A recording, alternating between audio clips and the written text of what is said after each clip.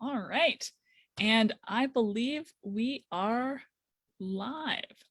Just going to give it a second to load in, as I know there's a little bit of a lag. All right. So I think we're live. Welcome everyone to Writers in Our Midst. I'm Gabriel. I'm a librarian here at the Port Moody Public Library. I believe this is Writers in Our Midst number 21, and it's very exciting for me as it's my first time hosting Erik for this event. And I just wanted to say on behalf of the library, a really big thanks to all of our readers tonight, as well as everyone who is joining us on Facebook. If you have any questions for any of the authors during the event, please feel free to put them in the comments of this video, and I'll make sure that they get to the authors before the end. And with that, I would like to pass it over to Erik. Thank you, Gabriel, and thank you to the Port Moody Library for once again hosting us. This is our 21st episode or edition, and we're doing something slightly different today. I know in the past few we were sticking to a solid genre, but this time we're going to highlight a local writing group, the Tri-City Wordsmiths. I'm happy to say that the Tri-City Wordsmiths have been around for 9 years. Next year is their big 10-year anniversary, and we were able to survive the last few years that were challenging. We quickly moved to a virtual model.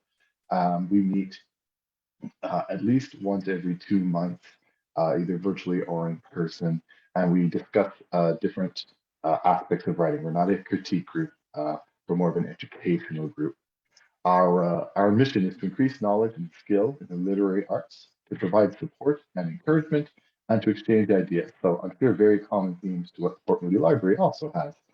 It's also a great community for writers to get together and discuss ideas. So today we'll be highlighting hopefully 7. One person is not here yet, but I'll keep an eye out for her. We'll be going through various different genres. I believe maybe some poetry today. There's going to be a grab bag of entertainment. So let's start with Karen because she has to go to her ballroom dancing lesson. So Karen Kurnaedy will read a short excerpt from her new book, Our Love Affair with Dance, a creative nonfiction biography about Vancouver dance teacher Magda and Gertrude Hahn.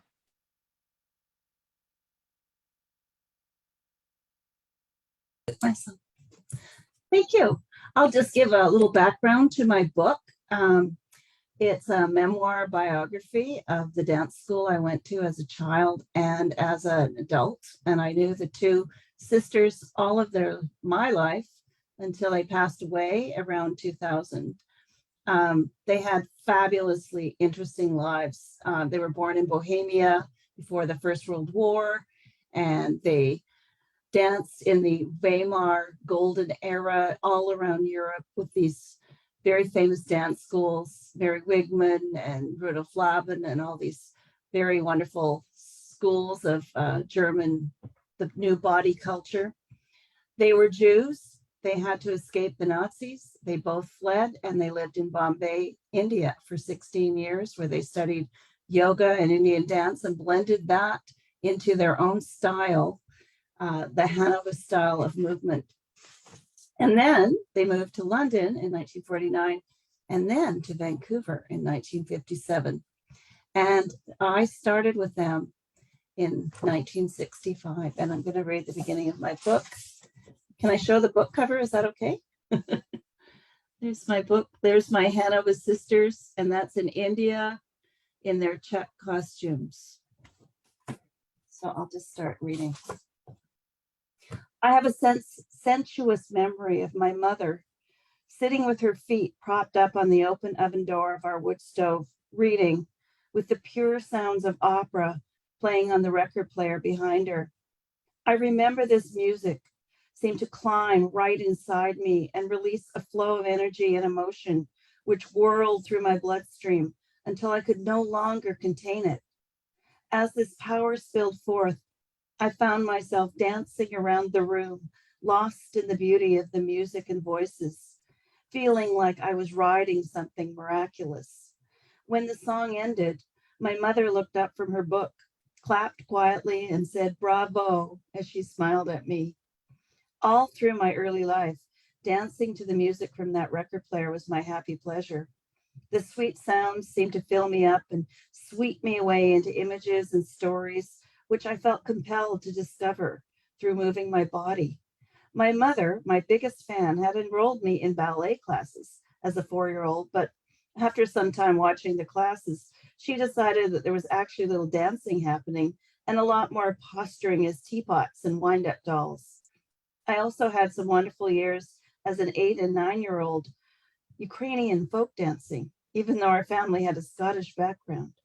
But it wasn't until I was 11 that I found my true dance home. I vividly remember my first dance lesson at the Hanover School of Modern Studies in body sculpture and the classical dance. It was late 1965, and the Han Sisters studio was on the top floor of a small building in downtown Vancouver on the corner of Drake and Seymour. After climbing up a steep flight of stairs to the foyer of the studio, the first thing I saw was a wall covered in beautiful photographs of dancers captured in graceful poses. These pictures seemed to immediately speak to me on a deep level of my consciousness. I felt an intense recognition. Some inner longing I'd always felt was made clear by the photographs. In those first moments, standing on the precipice of awakening, I was overcome with the beauty of movement and dancing in a whole new way. I had a clear revelation that if I could embody this dancing and make it a part of me, I would be able to satisfy an inner yearning that I'd had my whole life thus far. This yearning was to dance in a way that addressed my need to express my creativity through my body. Of course, I wasn't able to articulate these feelings then as I can now. I was simply overjoyed in the recognition of discovering the elusive quality that I knew on some profound level I'd been missing. The pictures seemed to stir up memories of the gratification I had experienced dancing alone as a little girl with the record player. I'll stop there.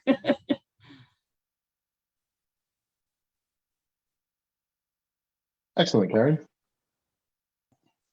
So did you just pick up dancing again, or have you been dancing your whole life? I've been dancing my whole Never life. stopping, eh? I never stopped. Good for you. Yeah. I heard in the comments, Robert wanted to say, a very wildly beautiful reading, Karen. In between the readings, if you feel like unmuting and saying a few words, it's perfectly okay, readers. It's we are each other's audience right now. And actually, Bob, you will be next. So R.J.M. McRae, or we call him Bob, is a member of the Tri-City Wordsmiths from Surrey. He uses the story of a reporter grieving President John F. Kennedy's assassination nearly 60 years ago to illustrate how grief works can be a source of virtue as part of an emotional recovery. The author brings, I have a problem reading today. Author brings an eclectic background in mental health, spiritual care, business, and creative writing to his novelette, JFK Revisited, A Grieving Fallen President. Bob's going to read from an excerpt from that. Thank you, Erik. Thought I'd read just the first 2 pages and of a rough draft. JFK Revisited, Grieving a Fallen President, a novelette, R.J.M. McRae. Contact at 604-589-9566 or bmcrae@gmail.com. Legal disclaimer.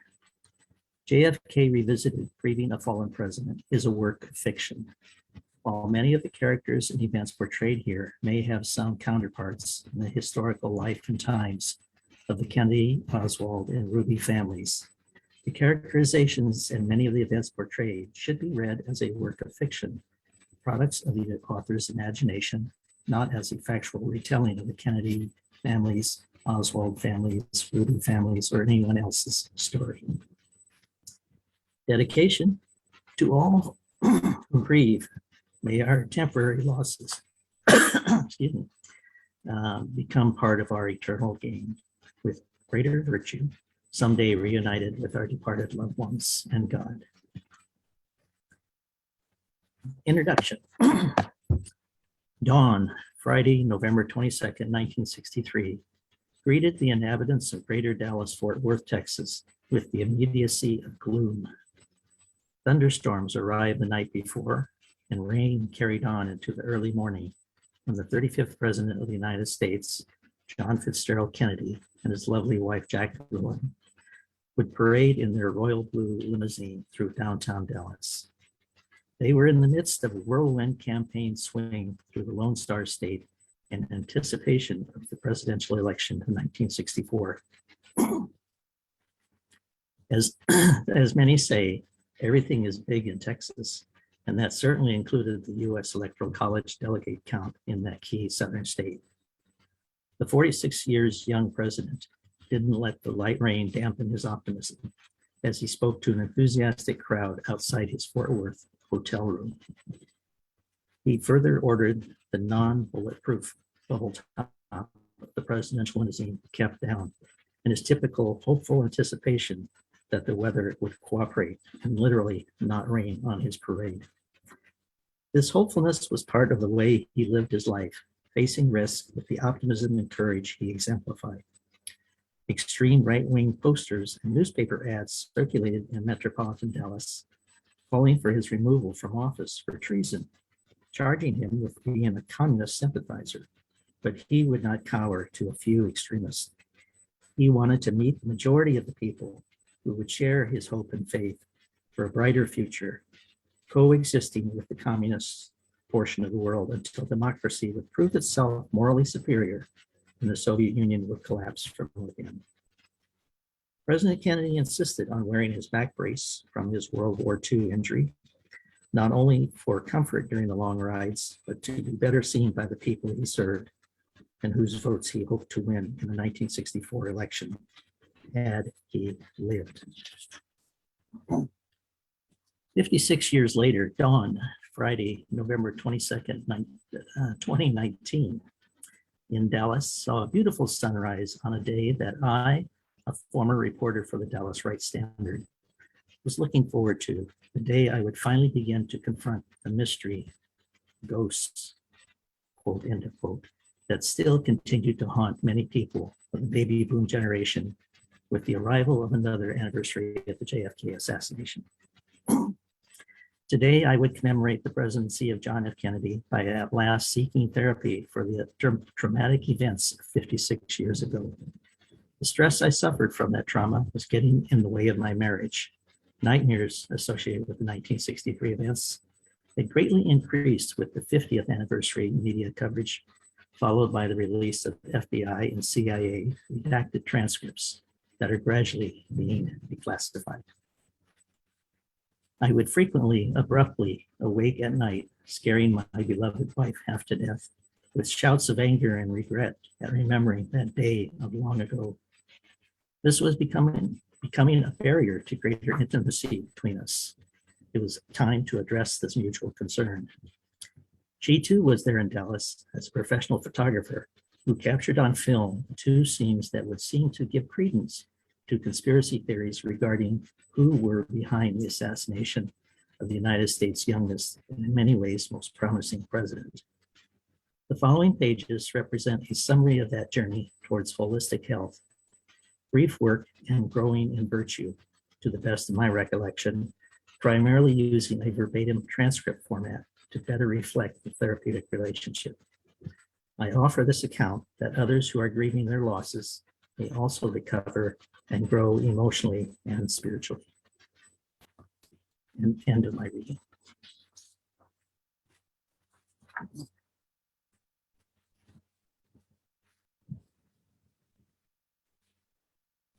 That's all. I forgot to mute myself. Sorry, Robert.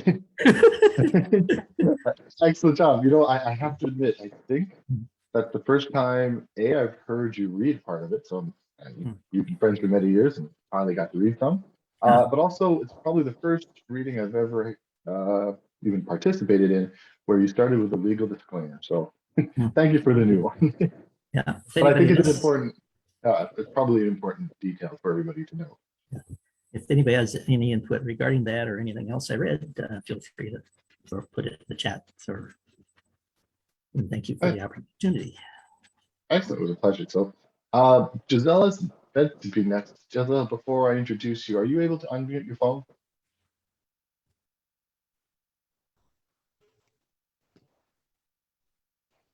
Maybe not.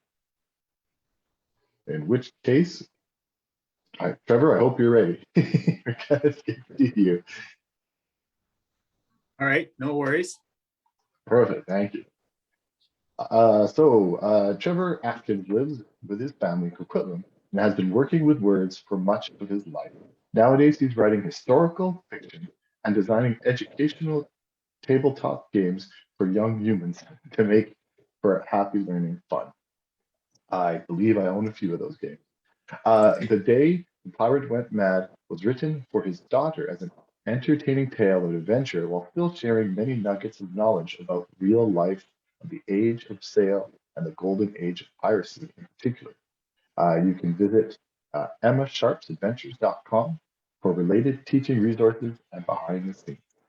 Take it away, Trevor. All right, thanks for the introduction. I'll post a little link or two about the website and the resources for future viewers. What I was going to read today is from, as Erik said, from The Day the Pirates Went Mad. It's a historical fiction adventure set at the turn of the 18th century, featuring Emma Sharp, who is just, I think, 11 and a half at the main action, and a 10 and a half when she sort of starts her adventure, leaving the orphanage and that she's been living at in Bristol, UK, or England at the time. And chapter 18 is the scene that I'm going to read, Boarding of the Swift, pages 159 to 164. Some of the crew from the new adventure, Emma included, are aboard this derelict pirate ship, which they've been informed is a pirate ship by a survivor they found on the beach. And they are now inspecting the ship to see if there are any survivors aboard the ship. And they've made their way down to the berthing deck. Two of the crew are going down the aft hatch, and two are going down the forward hatch. Gisela And Woldenga Emma is with Corday going down the aft hatch, and they make their way into the captain's cabin. And there they find a couple of bodies along the way, and we'll pick up in the scene about halfway through there because of the time constraints. So, two more, said Corday. Emma had seen bodies before today and helped bury them too, but this was getting a bit overwhelming. To distract herself, she looked around the cabin for other signs as to what had happened. Spotting a pistol under the desk, she stooped and picked it up. It was still loaded. She also noticed a cutlass with a golden hilt lying next to an unopened chest against the wall. Do you think that boy killed the captain with his axe? She asked. Probably, replied Corday. The wound fits, but he was not the only one. With the toe of her boot, Corday tapped the end of a foot-long piece of wood protruding from the captain's side. The end looked as if it had been chopped by a blade rather than broken. Here's the other end of that pike. There were at least 3 of them. She turned to look at the broken-down door and then back at the woman. That dirk in her chest goes with the sheath on the captain's belt. She was 1. The boy in the hall with the axe was 2, and then the one who got away. Whoever killed that boy with the knife. Corday, said Emma, interrupting. Have you ever been on a ship like this? She pushed open the windows, letting fresh air into the cabin. What do you mean? Asked Corday. You know, one where everybody kills each other, their own shipmates, just so they can get a bigger share of the treasure. No, but I know the thinking. Corday hesitated, then continued. My uncle had my parents killed. My sisters and I were sold into slavery.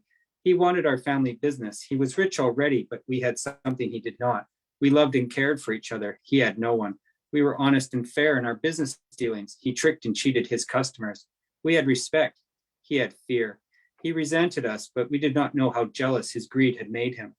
We were surprised by his attack. My father, his own brother, begged him to spare my sisters and me. He liked that very much, the begging. He let us live, but only as slaves sent here to be worked to death on the plantations. I will get my revenge, she went on. In Lagos, I found where he lives now. He keeps many guards, so I need money for allies. When I go back again, I'll surprise him the way he surprised us. I'll make him pay for what he did. That's horrible, said Emma. What about your sisters? Do you know where they are? Corday shook her head. That is why we stayed in Lagos and Warri this last winter. I was trying to find their trail. At last, I found they were sold to a different slaver than I had been, one that had sailed for Barbados and Jamaica. I hope to learn more at one of those places. We're going to Port Royal after Barbados, Emma said, recalling the navigation puzzle she had solved for the captain a fortnight ago. Corday smiled. Yes, Captain Garrett is very helpful. Maybe I can help you too, said Emma, when you go back. Maybe you, Corday! William was shouting her name. The pair raced towards his voice. They entered the main hold. When they entered the main hold, they saw the usual stacks of supplies and barrels and crates, but in the center there were also a dozen large chests. A few of these were open and 2 broken, their contents strewn across the floor. And the light from the lanterns and the sunlight filtering through the grating of the main hatch above, gold glittered. Emma gasped at the sight. Look at this, exclaimed William. Just look at it all. There were also another 3 bodies. One, wearing a red shirt with a cutlass at his belt, was sprawled next to some of the supplies. The other 2 were lying prone in the middle of the spilled gold. One had an arm outstretched as far as he could reach, clutching a small golden statue, while his other hand stabbed a knife in the back of the pirate next to him. That pirate was gripping the wrist of the outstretched arm of the first, while simultaneously shoving a blade into his stomach. All friends in here, Morgan sneered when he saw Corday and Emma notice the bodies. These make 13 dead, said Corday. There were another 2 just forward, said William. Ha, that's it then. 15 total, exclaimed Morgan. There ain't nobody left that's going to be claiming all this but us. He waved his lantern at the dozen chests. William gleefully scooped up a double handful of coins and a long necklace. This is a real treasure ship, he exclaimed, grinning. And look what these 2 were fighting over, said Morgan, bending down to pull the statue from the outstretched hand of the dead pirate, when there was all this to share. The statue was heavy, solid gold, and almost twice as big as his fist. Eyeing it in the half-light, Morgan saw a pair of monkeys with rubies for eyes clambering up and over other smaller monkeys, which in turn were struggling with each other on piles of coins, treasure chests, and other valuables. One of the larger monkeys stood slightly higher than the other, holding aloft some object in an outstretched arm. The second monkey was pulling down on the arm of the first while trying to grab at what it held in its hand, a smaller version of the same statue. Hey, monkey, look, here's a statue of your family. Turns out you're all a bunch of monkeys. As Morgan brandished the statue at her, the ruby eyes of the main 2 figures glinted in a shaft of sunlight. Emma knew she should ignore him. He was just using her nickname to taunt her as usual. She could tolerate him teasing her, but not her family, not on top of everything she'd seen today. You've no right to talk about my family like that. The master gunner just laughed, still waving the statue at her and making monkey noises. Then his face took on a curious expression as he gazed at the golden object in his hand. But you can't have it, he said. It's mine. I don't want it, exclaimed Emma. You make such good monkey noises. Maybe you're the monkey. You keep it. It's probably cursed anyway. Cursed? What do you mean cursed? Asked William, watching Morgan hold the statue up to the sunlight. It's just something Bill said, replied Emma. Morgan interrupted with a sneering laugh. There's no such thing as curses. Money's money and treasure's treasure. That's all. And this is my treasure. It is not, said Corday. You know the rules. Nothing is taken until Robert counts everything. Morgan opened his mouth to argue, but Corday fixed him with a hard look. All right, he said. The master gunner let the statue fall back to the floor where it landed just in front of the fingers of the pirate who had been clutching it. But when it's dividing time, I saw it first, he said. You're all witness to my claim. If you want it that bad, Morgan, said William, I'm sure no one else will take it. There are plenty of other things to choose from, other statues even. William let the coins and necklace fall back into the chest from where he had taken them. Let's just let Robert count it all up so we know our proper shares first. Grunting in reply, Morgan turned and stalked out of the hold, heading for the forward hatch. William followed him. Emma started after them as well, but then turned back to Corday. She was staring at the statue where it lay on the deck. The ruby eyes were bright in the mottled sunlight. Corday, called Emma, we're going now, right? Corday looked up. Yes, she said, we are going. Oh, interesting. Hi, Gisela. I see you got your audio fixed. That's great.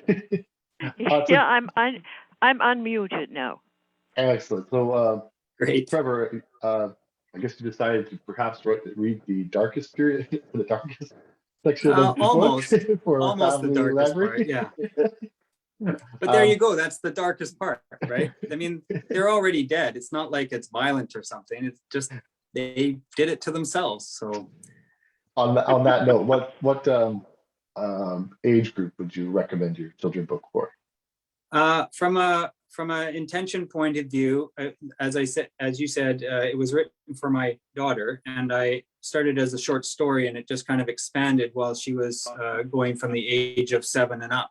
It took a few years to write the book. So from a sort of a reading level point of view, I would say it's probably tolerable for people starting, or for kids starting around 8, but maybe they need some support, with some of the words or the concepts. But definitely it's intended for 10 plus.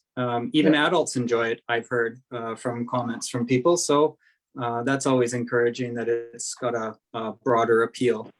It is an adventure type story. And the second book will carry forward from here, from this book, and it will continue the adventuring side of things. But each book also contains like an educational element, as well as a bit of a theme. This one, maybe you can tell from some of the attitude here is a bit centered around greed and what greed can drive you to do. Yeah, it's not going to end well for the pirate. Nope. And we did have a couple comments come in. I also I missed one that said "Good job, Bob" earlier, but Cam Anderson says that he wants that statue, and that there was he wants the statue, and that also got another one that says "Fascinating history" and makes one want to read more. Well done. So I'll try to say the comments as they come along. Otherwise, I might not realize which story they're for. So I will try to do that. Now right. I'm unmuted now.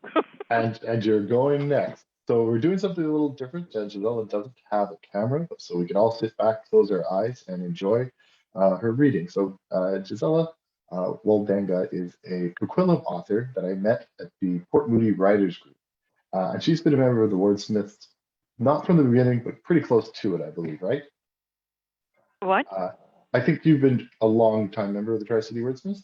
Oh yeah. I've been there for a long time. Yeah, technically not the beginning, but close to it. So today she'll be reading from her upcoming novel, A Score to Settle, which is the third book in the Maestro Daniel Abodego. I should practice this. Well, I have to disappoint you there because I'm not reading from that book. Oh. I made quite sure that I was going to read from my children's book that's just finished. All right.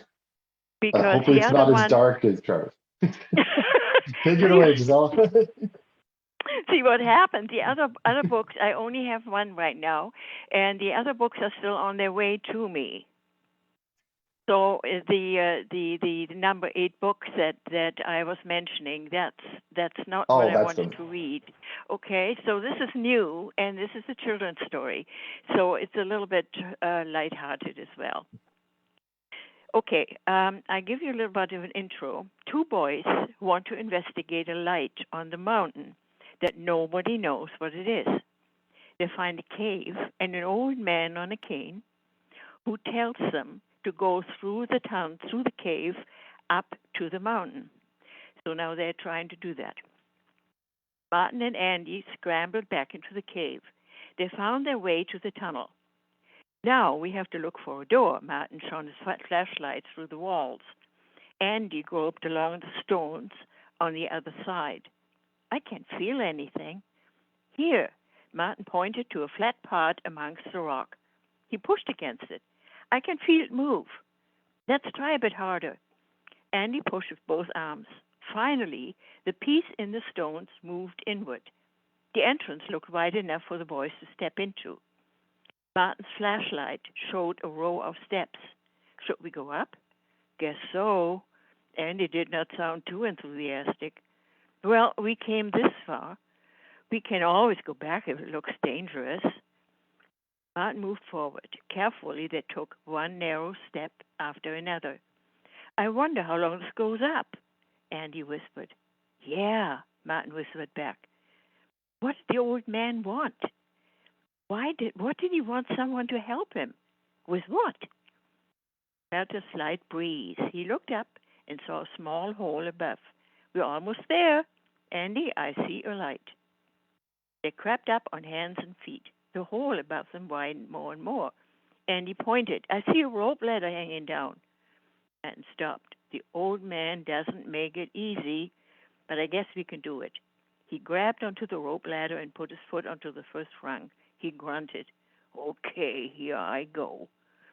As soon as he had crawled out of the hole, he called to Andy. Come up, it's steady enough. Andy followed carefully and flopped down on the ground. My legs are shaky now. Oh, there he is. The old man stood leaning on the cane and smiled. Young legs and arms are so much quicker than my own achy ones. Martin stared at him.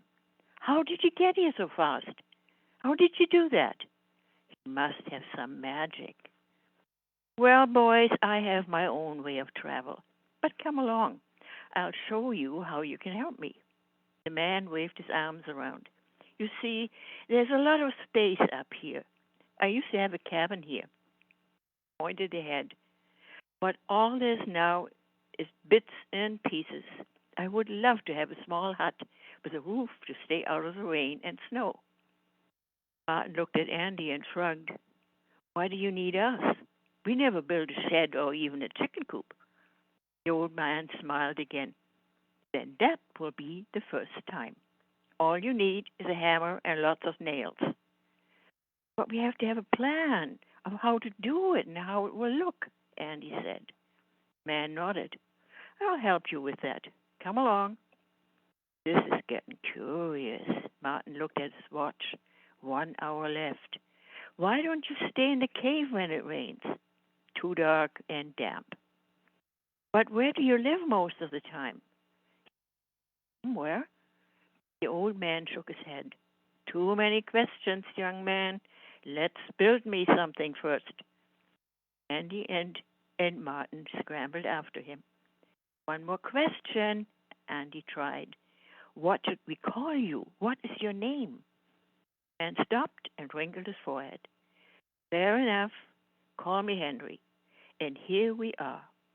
Had arrived in what looked like a small dell. All I could see were long pieces of wood with more square pieces and a part of a roof scattered on the ground. The old man sighed. Not much, is it? But with your help and a few tricks, I will get my little hut. The boys looked at each other. Martin shook his head. Never, Henry. There's nothing to put it on. Pointed. Look, there's still a platform. How would you start?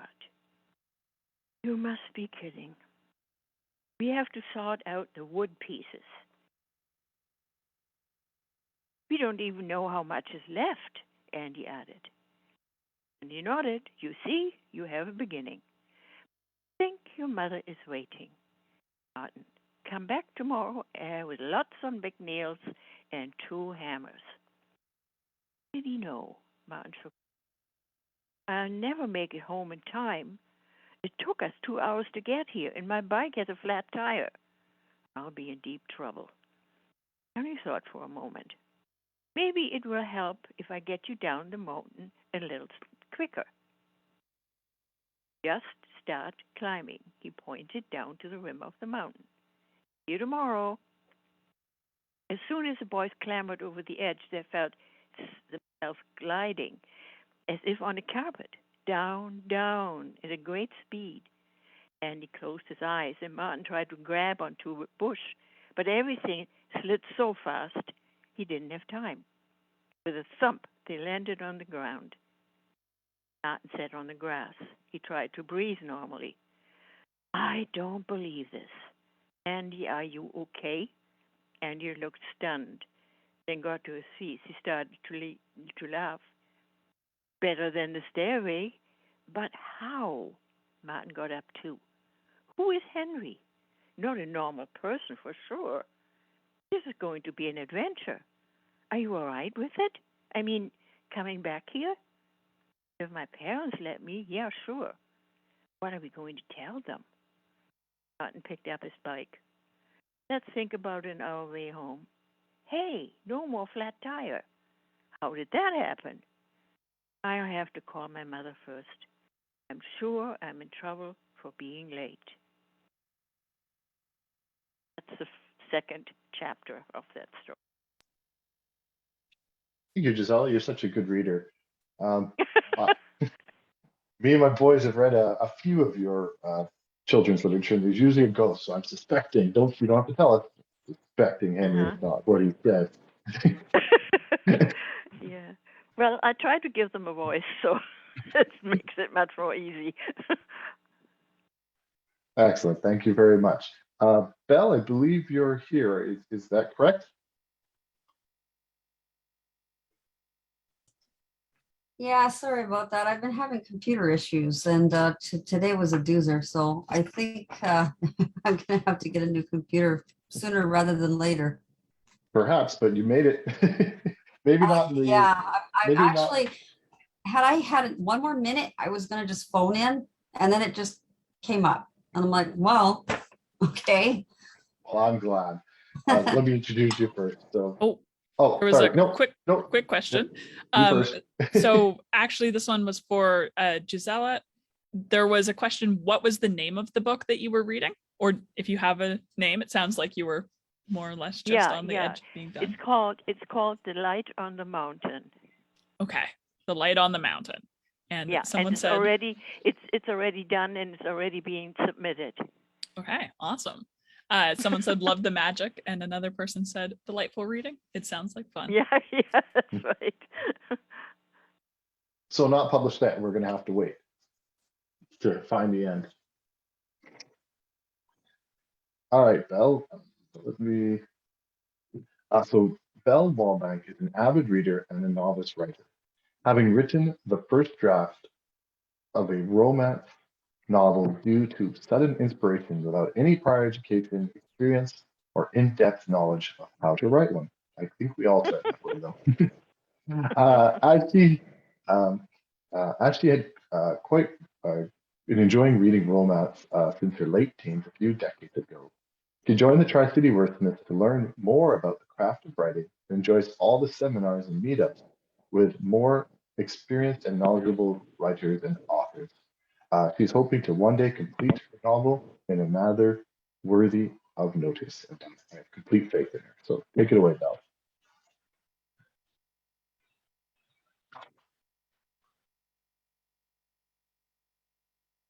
You're muted. You're muted. Sorry about that. I always forget to unmute. I'm going to read a brief introduction to the storyline and characters first, then read a scene from my draft novel in progress. I'm writing an historical romance novel set during the days of the Wild West in the early 1880s. The main story is set in a small town in Colorado, but this particular scene begins in the fall of 1884 in the city of Atlanta, Georgia. I'm introducing a new secondary character into the main storyline, and this is her beginning.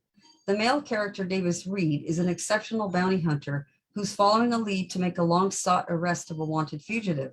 The female character, Geneva Spencer, having reached a marriageable age, is the daughter of a wealthy tycoon.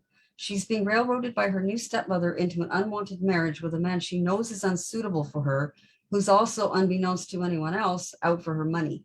Always at odds with her new stepmother, who only wants her out of the house, Geneva decides to run away from home. She plans and executes her escape with success. The scene I'm going to read continues from that point on. Atlanta, Georgia, fall 1884. Traveling southeast for a change, Davis Reed had followed his lead on one of his subjects. The man had lammed back to the lower south, intending to escape justice. Not having any jurisdictional limits on where he could make the arrest, Davis had pursued him. Near a train station, Davis had finally caught up to the bastard. He had ensured the perimeter was secure and safe to make the arrest. At the time, there were only light clouds overhead and no immediate threat of rain. About to make the arrest, a young woman had inextricably appeared out of nowhere, her sudden appearance alerting the man to Davis' presence. Instead of an easy arrest, Davis was obliged to kill his mark without mercy. The young woman had caught herself in the crossfire. If he hadn't forced her to duck when he did, the other man's bullets would have hit her. Where in hell did she come from? Davis always planned for contingencies, but for the first time in his successful career as a fugitive recovery agent, he'd overlooked this possibility. Damn, where in the hell was he going to do with the little tart? You're one crazy Southern belle, Davis told her. You damn near had yourself killed. What the hell did you think you were doing? Look, sir, I've just witnessed you murder this scoundrel. Sorry. I can feel my throat's going to go. And now if you don't want me to talk, you'll have to give me something in return. Staring at the fetching blue-eyed auburn-haired wench, Davis was stunned. Usually women of her caliber screamed, cried, fainted, or at the very least went into mild shock after seeing a gruesome execution-style killing. He found his voice at last. Look, lady, what I did was within the limit of the law, so you've nothing on me, although I do appreciate my anonymity, so I'll help you. What is it you want from me? I want you to buy me a train ticket to the West. What? Lady, you're insane if you think you could last one night out West without male support. I suppose you're planning on working at a brothel? Because that's surely where you'll end up. Geneva looked chagrined. She'd not considered that possible outcome. I see. You want to go West with no solid plan in place. That's well done, lady. If I buy you a train ticket, I should be the one to take your virginity while I'm at it, before the animals at the brothel have at you. At least I could show you a good time, only I'm already committed to someone else. Could I pretend to be a widow? You have mourning clothes? No. Geneva's voice trailed off, revealing her unpreparedness. I see. Davis considered. I get the impression you're running away from a terrible situation, correct?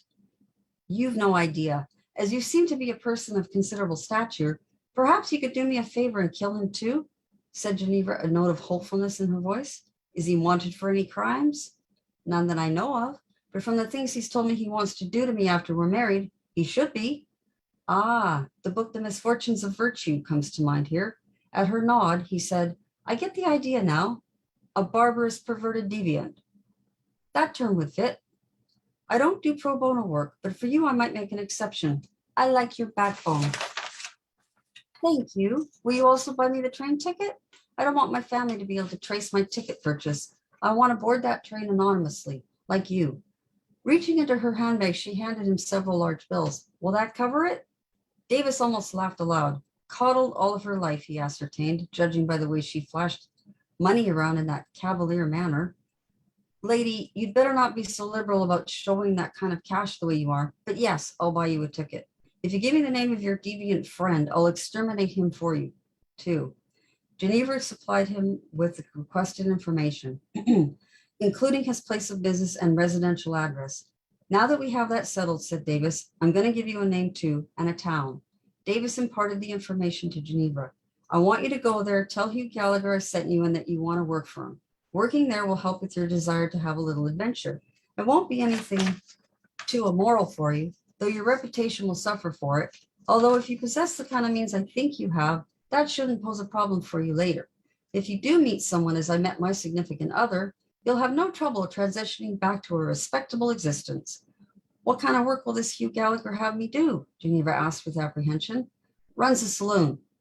Seeing the look on Geneva's face, Davis hastened to reassure her, adding, all you'll be required to do is keep the place clean, stocked, other miscellaneous tasks required, serve drinks, dance with the men. That's it. You'll likely spend most of your time either entertaining the men with your dancing skills, your quick wit, or listening to their many tales of woe. The pay's better than any other choice of positions in that town for women. Geneva sighed. I see. Well, I suppose I do have to work at something. Davis looked up at the sky, then said, with the winter weather setting in, you're going to have to take your chances traveling there, unless you want to wait it out here while I eliminate your friend and then I can escort you there. The choice is yours. Will it be very dangerous for me to travel alone? It's not my recommended course of action, though. Fine. How long will it take you? If he's at his place of business, a few hours at the most should do it. Can you find somewhere to situate yourself while I exterminate him? That will not present a problem. Thank you. Without another word, he walked away then. As he was leaving, Geneva called out, Sir, I don't know your name. Stopping, then turning to face her for a moment, he said, Call me John. Thank you, Mr. John. My name is Geneva Spencer. Noted, he replied. I'll see you later, Davis told her as he walked away. That's that.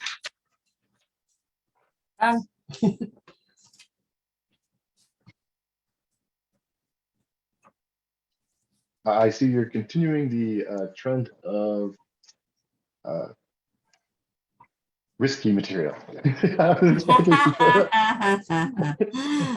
Okay, did I miss something there? You missed Trevor. Oh, no. I should have reminded everybody, family friendly, everybody.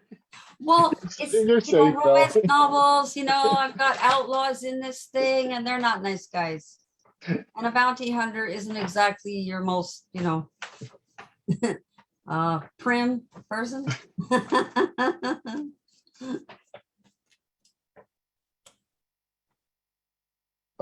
Excellent. I think we will continue with Margarita then. So Margarita Escobar is an ESL writer, always learning how to improve her craft in English. Several of her short stories have made the contest page of Resy, a literary site. Two of her works have been published in the Tin Journal. Take it away, Margarita. Thank you, Erik. Hello, everyone. I'm going to read a flash fiction that was published in a Tint magazine last year, and this is a magazine geared to ESL writers. And this magazine is originated in Graz, Austria. Okay, the story is called A Ragdoll in a Garden. Teresa's stomach churned as she considered what she was about to do. It wasn't too late. She could still turn around and leave. She dried her sweaty palms on the side of her tight dress. Her borrowed pointy high heels squeezed her toes. The dress was cut too short for her liking, but her friend had told her that she should wear it. She glanced around the hotel, one of the most elegant in Mexico City. Nice place, right? A short man with a prominent belly and shabby hands approached her, the perspiration beading at the edge of his receding hairline shone under the corridor dim lights. He smelled of liquor. She took a deep breath. Yes, it is. Her mouth felt dry. He called the elevator and pressed 4. They walked down the hallway lined with lush carpet, moving toward room 403. Teresa's eyes darted right and left down the corridor, praying that no one would see her. Something wrong? He frowned. No, nothing wrong. A knot in her throat made it hard to breathe. Her knees shook and her heart raced like a runaway horse. She was afraid she might faint. The man put the key card in the door's slot. Entering, Teresa experienced a wave of guilt. For someone from a poor neighborhood, the place looked majestic. A large sitting area boasted 2 chairs with red velvet upholstery, a mahogany center table, a hanging chandelier and flower arrangements. A huge king-size bed with a delicate silk cover occupied the center of the room. What am I doing here? The knot in her throat tightened. Her eyes well up. The man put his hand on her shoulder, and she blinked rapidly, startled by his touch. A shiver went up and down her spine. Would you like me to order some champagne? Sure. She refused to meet his eyes.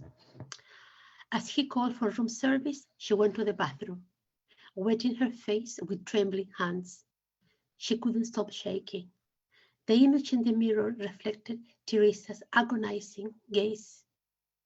A sharp pang of guilt hit her in the middle of the chest and took a hold of her. You should be ashamed of yourself, the image in the mirror said. Yes, I know. Teresa's tears blurred her vision. Why are you doing it then? The image insisted. When are you going to come out? On the other side of the door, the man paced the floor like a predator, waiting for his prey. Give me a minute. A sheen of sweat broke out all over her body. She looked back at the mirror and thought of a talk she had with a girl from her university class.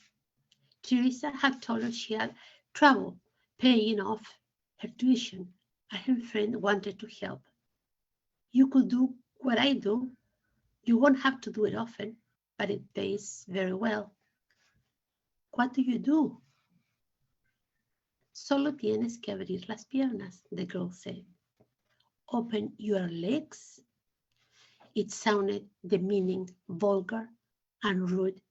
No metaphors or euphemisms could make it any less so.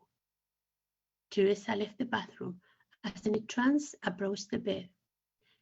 Her heartbeat resonated in her ears and her chest tightened. She blew out short breath to gain control. She closed her eyes and abandoned her body.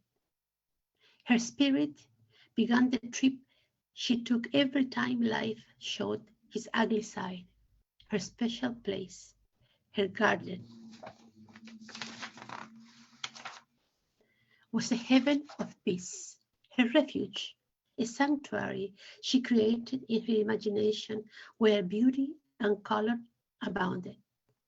Spring had arrived with its vibrant colors and aromas. Hues of pinks, mauves, and yellows covered the garden. Roses, dahlias, and calla lilies remind her of the small garden in the modest house that sheltered her childhood in Chiapas, her distant home. Life was so easy then, all its mysteries yet to be discovered. Meanwhile, her naked body remained sprawled in that hotel bed like a rag doll. When Teresa opened her eyes, a faint aroma of lavender permeated the air. That's it, the end. Thank you.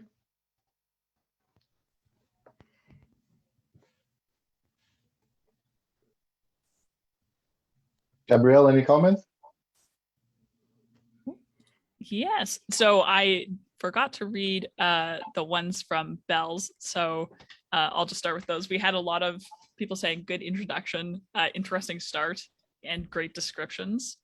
So lots of comments that were along that angle. And then in terms of for margaritas, I think they might still be coming in, but definitely within our chat, I saw folks saying good inner and outer descriptions, very powerful. I think maybe some of the other wordsmiths might have heard the story before, but it was the first time hearing it for me, and I thought it was really cool. And yeah, I'll let you know if any more come in, but for now, Sure, thank you very much. Margarita, I think that was the first time I've heard you read too, also with Belle, so a lot of firsts today. You seem to be following the theme, so I've never met Kirk before. He's a newer member. Let's see where he goes today. So K.D. McDougall's speculative fiction stories have appeared in Island Writer magazine and in the Port Coquitlam website. He's been a farmer of wheat, scraper of land, editor of words, driver of taxis, teacher of tech, fixer of computers, installer of towers, host of television, and teacher of dance. So maybe we should introduce you to Karen. He jumped off a tower on his honeymoon in Macau, and his wife insisted on paying for it. So I don't know what that implies. Take it away. Okay, so I'm going to read a dribble of drabbles. Drabbles are 100-word stories. And in this case, they're exactly 100-word stories. I've got 3 of them. So that's all you're going to have to put up with for me is 300 words. 2 of them are out of this book here. Oh, are you getting this? You're getting this backwards, aren't you?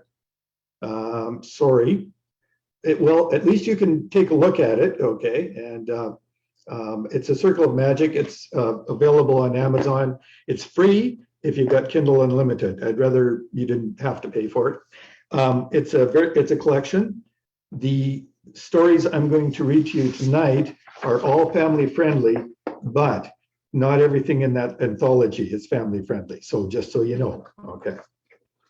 So the first one is out of the book, and it's a fantasy story. It's called Wendy Wizard.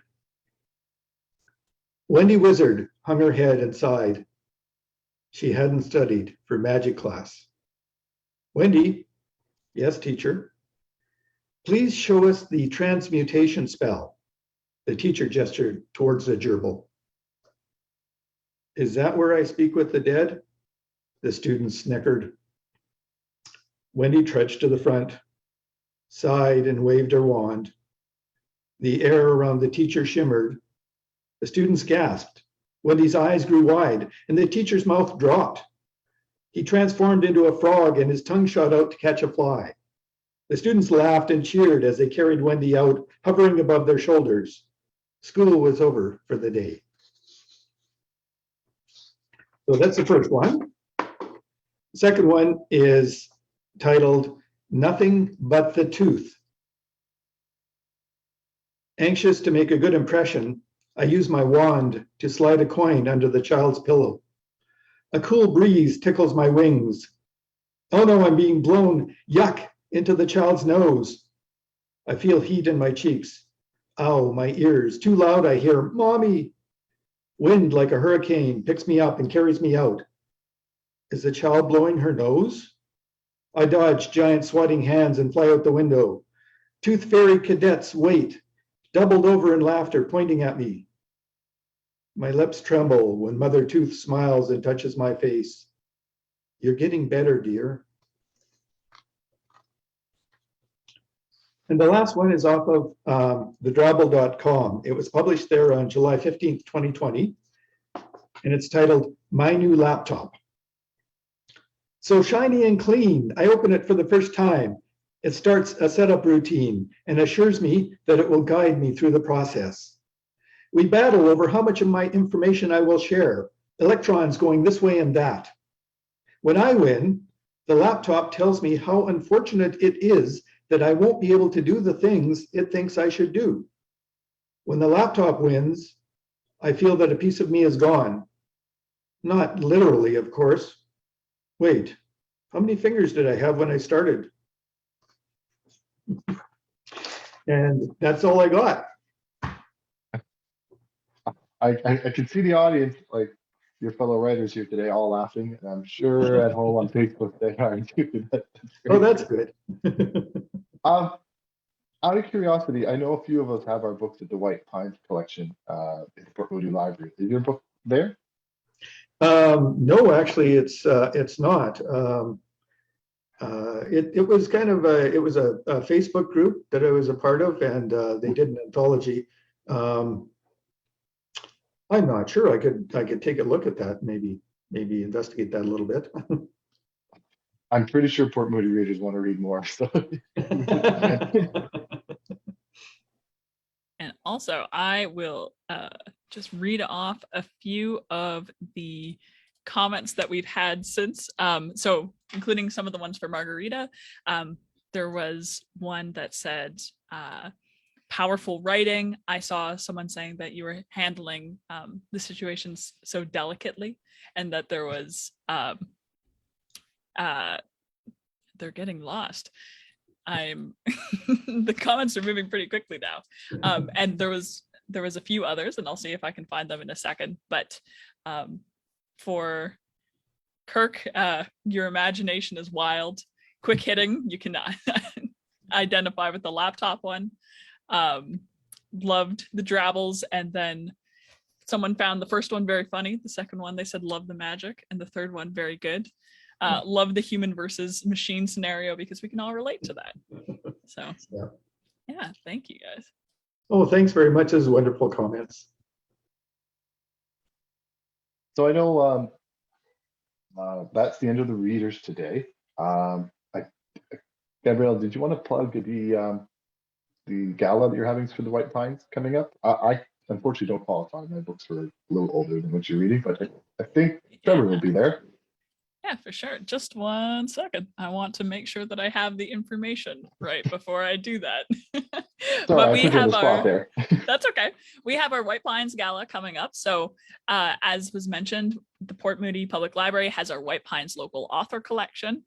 And every year we try to have a gala to sort of celebrate the new additions to our collection, have the readers, the authors come out and then do a reading from their new books.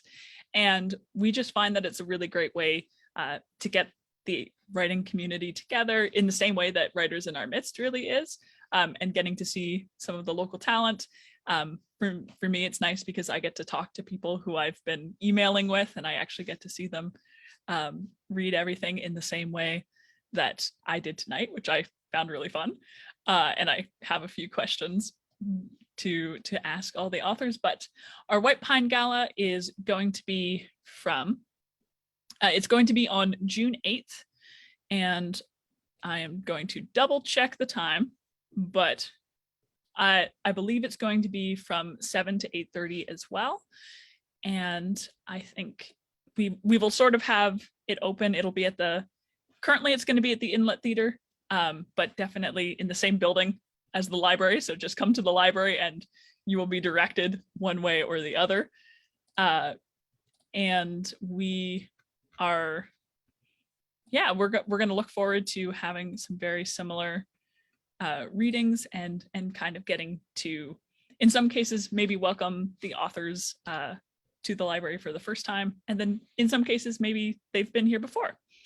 And we're looking forward to that. But computer is very slow right now as I frantically make sure that I have the right time. But it is from, 7 to 8:30. So just like that. Come out if you would like to hear some more readings. Excellent. And did you say you had a few questions for the readers or sorry? Yeah, I definitely did. I don't want to prioritize mine over other folks. And so I was quickly checking to see if there were any in the chat, which again, thank you everybody for all the comments that you've been bringing in. They've been very, very much appreciated, I'm sure, by our readers. And we had, someone says, love the moon, Kirk. So someone's a fan of the background. We have a good job. All were great readings. So my first question is, because it seemed like there were stories from a lot of different genres, a lot of different places. And I was really curious because some of them I would never have thought of in a million years. And I mean, most of them, honestly, I would never have thought of in a million years, but I was curious, what is the most unexpected place that you have ever found inspiration for one of your stories? And this could be answered by anyone, because there was such a variety of things. Well, I've woken up in the middle of the night on occasion and written a story when I can't get to sleep, so about 3 a.m. or something like that. That's kind of typical for me. But That's familiar. But do you get it all written down when you do that, or when you see it in the morning, does it look like gibberish sometimes? That's how it happens most for me. Most of the time it's pretty good, but sometimes, it just depends on how tired I am. That's good. I was once in a class, a writing class, and the assignment was to write a conversation you hear somewhere. So I'm on SkyTrain on the way home from work, and I'm not thinking about nothing. And there's this couple, or actually a girl, sitting across from me, and she was on her cell phone having a breakup fight over the phone on SkyTrain. So I had to write down this conversation on the Sky. so I could, turn it in, right? I was supposed to do that. And then when everybody read it, they were like, you what? I'm like, I was on SkyTrain. They were having it. Okay, weird place, but and she was like crying. And I actually at one point even had to stop writing and hand her a tissue because she was sobbing. And You're writing it down while you're standing.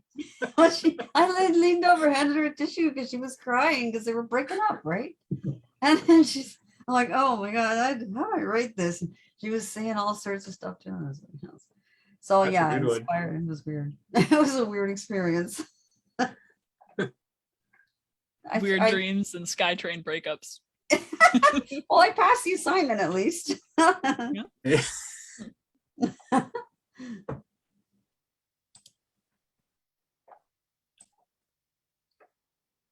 anybody else have any weird inspiration they can think of? Or I don't know about it being weird, but I mean, I could be doing anything and a story comes along. I mean, I frequently feel like if a song is playing, it's like, oh, I could expand that into a story. Or you're walking down the path on a sort of a nature walk or whatever, then you're like, well, I should try and remember how this looks so that I can put that into a story. Maybe I'll just write a story about walking down this path, that type of thing. So a lot of these ideas, kind of like what Kirk's talking about, waking up in the middle of the night with something that pops in your head, and you sketch down a few ideas and then put them in the tray. So who knows, one day they might turn into something or get incorporated into something bigger. all right. Thank you. Yeah, I have another question. I saw someone say in the comments, public transit is the best place for ideas. So maybe this is a more universal experience than I expected it to be. I was curious, have you found, and I'm sure this is one of those questions that the answer might be appreciated by any aspiring authors out there who might be watching. Have you ever found like a surefire way to fight writer's block? This is probably an age-old question, and I'm not sure if anybody had any strategies that they could think of or ways that they kind of remind themselves of maybe why they're writing or what they want to get down. Well, I'll start to free write, where I just write whatever comes into my head, and it can be gibberish or whatever, just to get me going. So quite often too, my wife and I write in different rooms together, but when it's over, I just stop right there. So I might be in the middle of a sentence, and it helps me get going the next day again. Just that type of thing. I think for me, writer's block is so far mostly unfamiliar. I might have technical plot issues, like why are they doing this, or I need to somehow explain better, at least for myself, why A goes to B. I had something like that recently, where the justification for the scene wasn't strong enough. But kind of like, yeah, that breaking in the half sentence thing, that would be a good trick, wouldn't it? But I'm an outliner, so I outline my stories. I always have a scene description, and so then it's just a matter of sinking yourself into it visually in your brain, and then writing down what you're seeing there. So I find that the blocks are less when I don't really encounter them so much when I'm writing off of an outline. Whether I get the outline or not, that's a lot of walking around and waiting for the ideas to come, and then I send myself emails and things like that when I'm out and about, and I say, don't forget, this was an idea, or have a scene about this or something like that. So I guess writer's block for me is sort of like the in-between times of getting those inspirations. But when you outline them, then you still have something always to work on. So I guess it's kind of like you work on the stuff you have and then wait for the inspiration to come. Maybe that's a roundabout way of answering the question. Yeah, I don't know if writer's block is really a thing as much as not giving yourself time to write. If you don't put yourself in a creative mode and you're just working every day and taking the kids to school and washing the dishes and going through routine, if you don't spend that time in your brain internalizing, you won't write anything. I was at the thing with Western Sky Books, and I was talking to Ray Knightley and Krista Google, I think I'd want to say. And we were talking about like how much time you have to spend as a writer writing versus marketing versus researching and so forth. And then it's kind of like, just as a joke, but it's real, is 50% of your time is spent procrastinating before you even get to those things, I think. So yeah, put your butt in the chair, like Pandora said in the chat there, and then get busy with your writing. I think having a group of people that you write with is a good thing. During the week, I have 2 groups of people that I meet in a specific place, and we socialize for 10-15 minutes, and then we just sit and write for 2 or 3 hours. And I think that's just wonderful, because it's easier, to be doing something with people that are in your same area, same idea, rather than being at home and being distracted by things that happen at home. Yeah. A little off topic, but I actually found a great way to bond with a distant uncle. Distant in the sense of he lives long distance. My father died not long ago, and after he died, I didn't even know my uncle hardly at all. I only met him once when I was a little kid. And turns out I was working on a scene for the book I'm writing now. And it requires knowledge of the game of poker. I've never played poker in my life. I don't know how to play the game, know nothing about it. And I'm like, I need help. And my dad had been helping me with it because he was a professional poker player. And so he obviously passed away before it was finished. So I was online on Facebook with my sister, and my uncle was on there, and he asked for an ad, and I'm like, I don't even know this uncle. Well, okay, yeah, you can have an ad. And he was talking, he put this thing up about poker. I went, he plays poker too? I didn't know that. I thought Dad was the only one that did. So I find out my uncle actually he played with my dad for years, apparently. They're like 2 of a kind. I'm like, I did not know any of this. How come Dad never told us this? Right? What? So now I've got my uncle helping me write that scene, but not like he's not writing it. He's just giving me, like, I write it and then I, tell him, is this correct? Because I'm trying to figure out how to play the game and write the game, and I don't ever played it. Yeah, okay. But it's turned out to be a great kind of getting to know this person who actually is my uncle. And he's like the black sheep of the family, but he's actually quite nice. I don't know what the rest of the family doesn't like about him. It's like, so it's been an interesting experience, actually. We got a comment in chat as well saying, from Nancy McNeil saying, I belong to a writing accountability group of writers of children's picture books. So they meet via Zoom 3 times a week, and it really works. So I guess community and carving out time for yourself, pretty much what everybody's been saying. Yeah. All right. I think having somebody to read to as well, like kind of like what is being said about having this other person or persons around.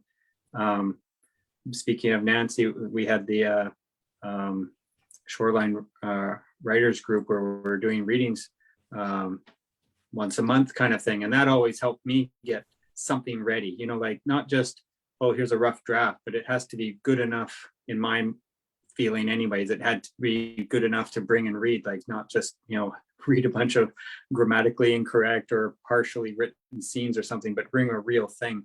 And then if you do that every month or faster, in some cases, some people do it every week, then you'll find that you're chugging along on your train because you have this audience that you have to deliver to. Yeah, I agree with Trevor, really, that was a good place to bring your stuff and learn. Learning is a constant thing that's going on when you're trying to write in a second language. And I belong to the Coquitlam's critique writer groups, and that's wonderful because you present your work to the group and you receive feedback for everyone, so you make your work richer, you learn from people, and at the same time you can give your opinion on someone else's work.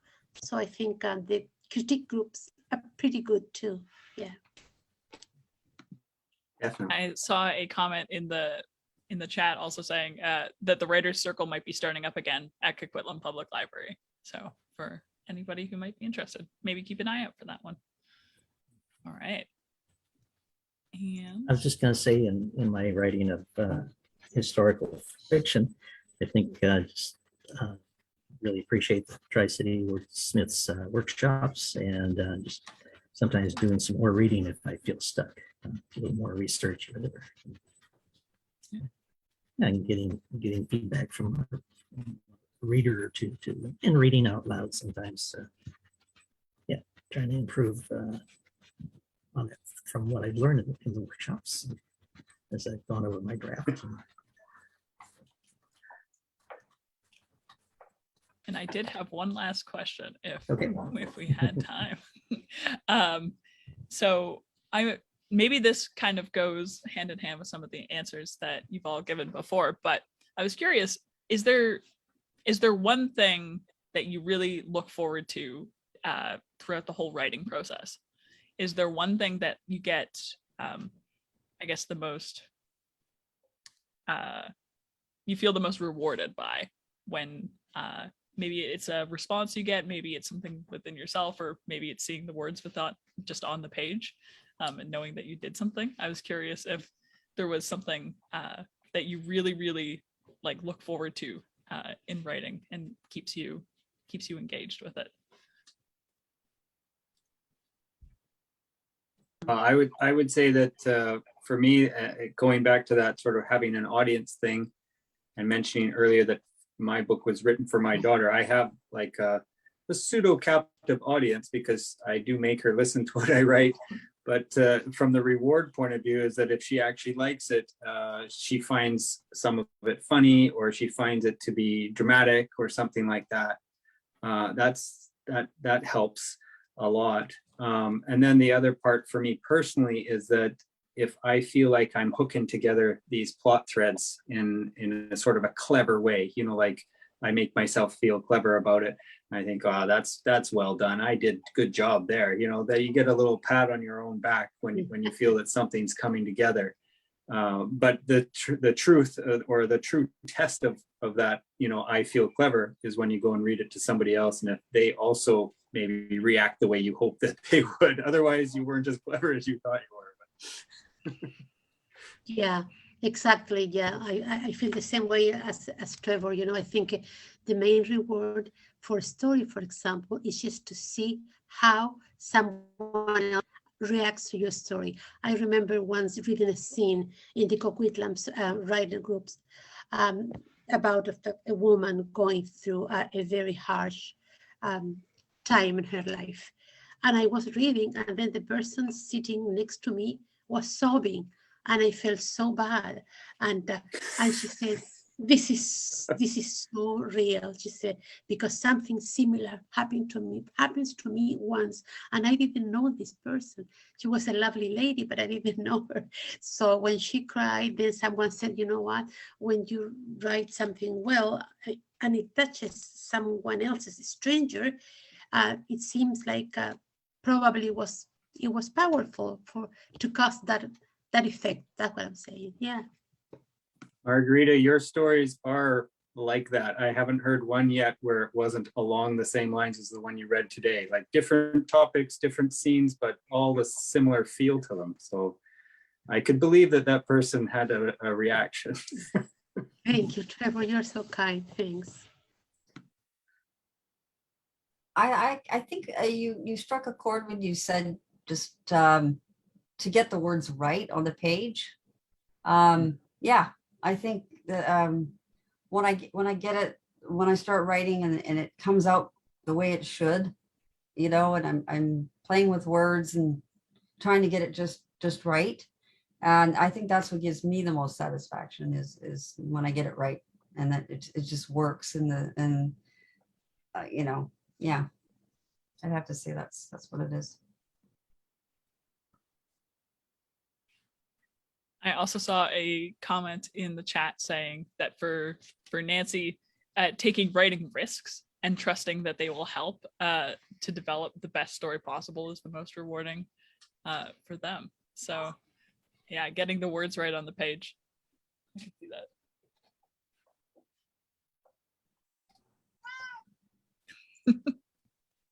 Yeah, I like playing with words, changing them up, seeing what works. Mm-hmm. Yeah. You know. Deleting Oh. words.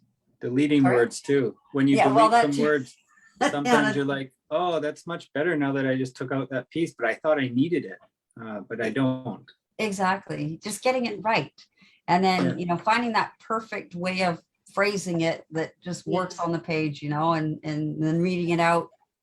And I actually read my piece out loud before it came on.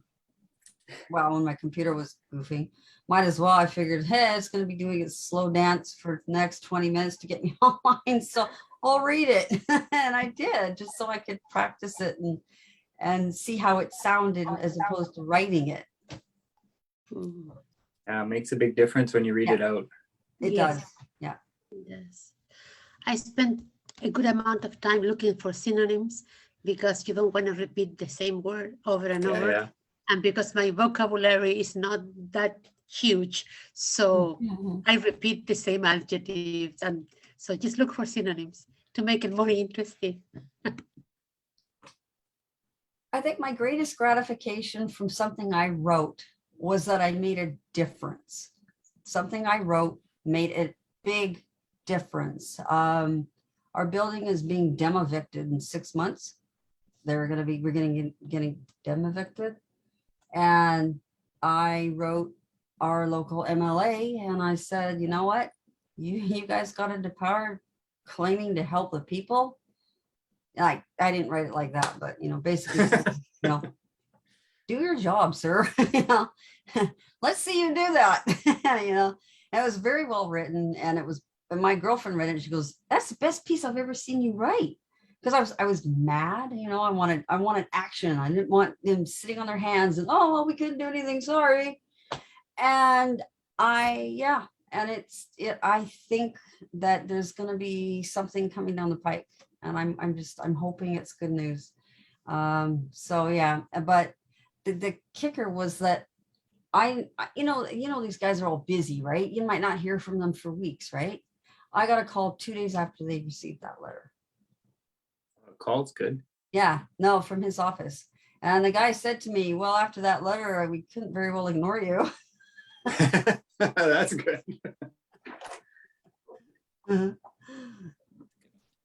Did anybody have any last thoughts? Or okay. Erik, did you want to plug anything, or did you have any parting words for tonight? No, I don't think I have to plug anything. Just good luck to everyone, and I'm glad we plugged earlier the White Pines Gala. It's an excellent section in the Port Moody the Port Moody Library. Whenever I visit, I go see if my book's there, and I'm actually happy when it's not. And I know a few of us have our books there from Tri-City Wordsmiths, not just the people here today, but some of the people I publish are also have their books there. So it's a great resource, and I'm happy it exists. For anybody listening, come and take a look at our White Pines collection. It's got a big sign and everything. Come and see some local authors. Maybe go check out some of the books, whether they're going to be eventually on our shelves or if they're already on our shelves. So big thank you to Erik, and big thank you to all of our readers tonight in the Tri-City Wordsmiths. It was really excellent. I hope to see you all again in some capacity, even if it's just wandering into the library and seeing me at the desk, or getting to hear you read again. So thank you to everybody on Facebook as well who's been commenting and showing support. I hope you all have a really great night. And again, a big thank you from the Port Moody Public Library. All right. Thank you. Have a good Thank night, you. everybody. Good night. Bye. All right. Bye. Thank you.